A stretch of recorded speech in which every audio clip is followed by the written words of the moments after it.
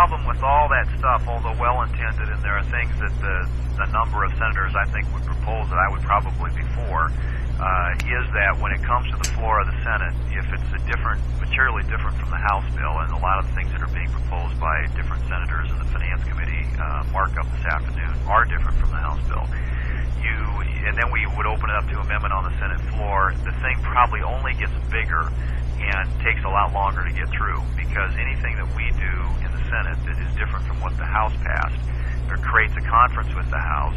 And my guess is that the delicate balance that was struck in the House bill could be undermined on both sides. I think if the income caps are lifted on those who are eligible for the rebate checks, then you probably lose Democrat support in the House.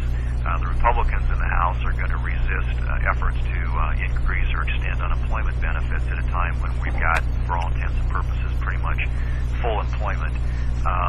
And so I think there are a couple of problems, several problems, frankly, with the Senate doing much to this that, again, changes it significantly from what passed the House in terms of being able to respond in a timely way.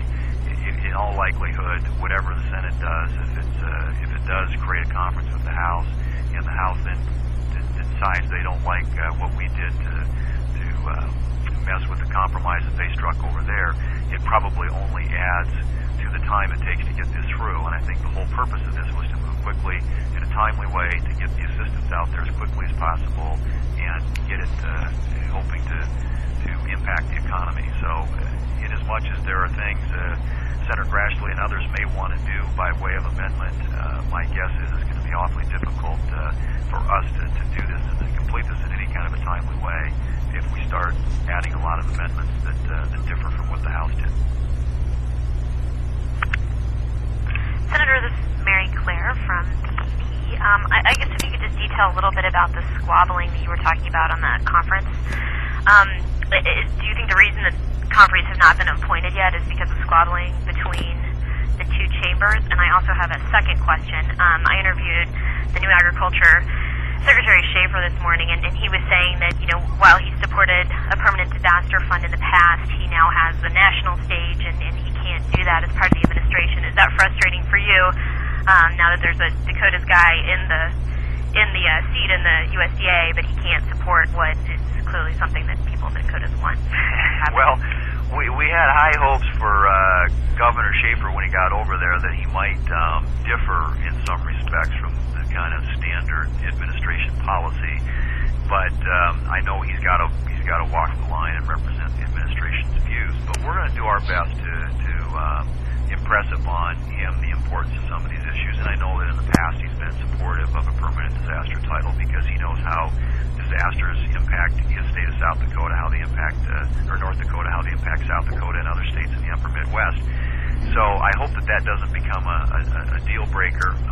It is in the Senate bill. I think it needs to stay in the final bill that comes out of the conference. And I hope that we can persuade the administration that it makes sense to have a permanent disaster title in there so that we don't have to have these. I mean, you look back at the amount of money that Congress has spent on ad hoc disaster payments over the past decade, I think you will find that it would make a lot of sense to have a permanent disaster fund. All this simply does is ensures that when a disaster strikes that we're able to address it in a more timely way than this last one where we had a disaster in 2005 and it actually took us till 2007 to get assistance through the Congress. So I'm hopeful that we can continue to work with him on that. I think in terms of the overall process that I talked about, it's no secret that there are differences between the House and the Senate bills and what each strives to accomplish. And I think the important thing at this point is that the two sides sit down, and it starts with naming conferees. I mean, you can't have a conference until you name conferees, and to date the leadership in both the House and Senate have not named conferees. So I'm hoping and calling on the Democrat leadership to announce those Farm Bill conferees immediately, as soon as possible, and then they've got to convene the conference and start working out the differences. It seems to me what's going on right now is the House is trying to negotiate separately with the administration, and the Senate evidently as well, and they're not talking to each other, and this this process doesn't move forward until the House and Senate begin to talk with each other. Of course, it starts with the naming of conferees. Thanks. Oh, and here you had such a nice picture taken with that Schaefer. Where was that, Jerry? Oh, you guys sent it out. Oh, okay, good. Sorry. Well, okay. Then Senator Grassley here is jumping on the side of adding on to the stimulus bill. How big of a problem is that going to be?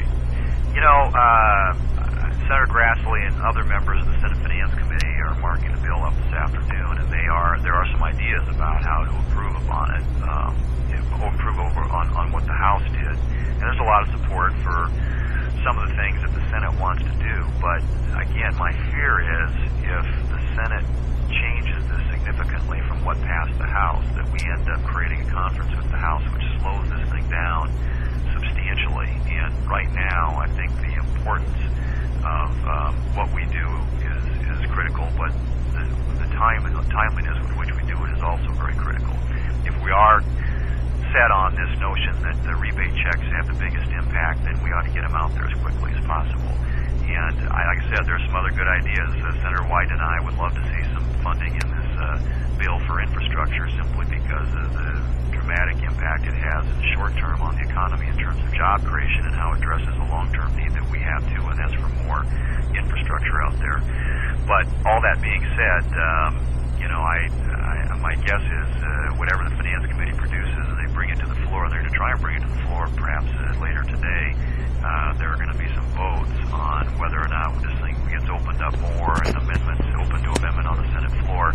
And one of two things will happen. It'll become much larger, which makes it very difficult then to get it ultimately through the Congress and signed by the President. He's trying to keep this thing in the parameters of about $150 billion.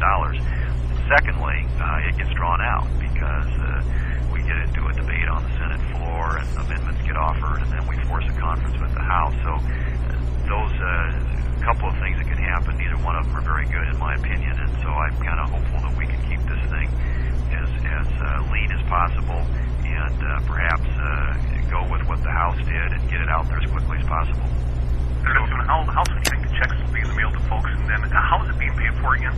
Well, it's most of it is borrowing. I mean, it's not being offset, which there are many people who have concerns about how big this gets and how it's being paid for. And essentially, it's the concern about offsetting it has been overwhelmed by the need that people perceive to do something to address what we think is a downturn in the economy and keep from deepening that downturn and possibly leading us into a recession.